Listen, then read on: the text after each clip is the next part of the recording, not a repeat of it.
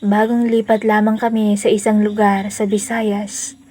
Ang lugar ay tinatawag na Sitio Madilim. Hindi dahil sa literal na madilim doon, kundi dahil sa mga kwento ng matatanda tungkol sa isang nilalang na nagmumulto tuwing gabi. Sa unang gabi, habang kami ay natutulog, narinig ko ang malakas na pakpak ng ibon mula sa aming bintana. Ngunit sa isip ko, baka isa lamang itong malaking paniki o ibong gabi. Ngunit sa sumunod na araw, narinig ko muli ito. Ngayon, may kasamang isang malamlam na tinig na umaawit. Nagdesisyon akong tingnan ang pinanggagalingan ng tunog. Sa aking pagtungaw sa bintana, ako'y napatili sa takot.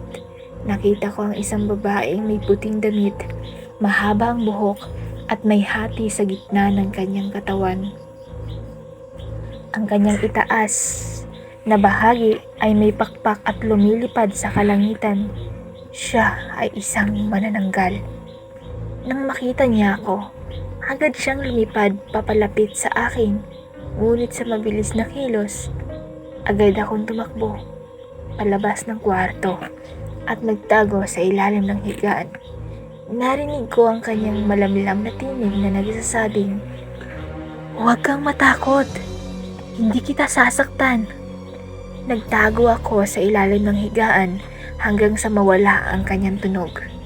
Kinabukasan, nagkwento ako sa mga kapitbahay tungkol sa aking karanasan. Isang matandang babae, si Aling Sabel, ang nagsabing siya ay kilala ang manananggal. Isang babaeng noon ay kinilala sa isang lugar dahil sa kanyang kagandahan at tinig. Ayon kay Aling Sabel, si Maria ay na-inlove sa isang lalaki mula sa ibang baryo. Ngunit nang malaman ito ng kanyang ina na isang manananggal, pinarusahan siya at ginawang katulad nila. Mula noon, bagamat ito ay isang karumaldumal na karanasan para sa akin, naiintindihan ko ang kalungkutan at paghihirap ni Maria.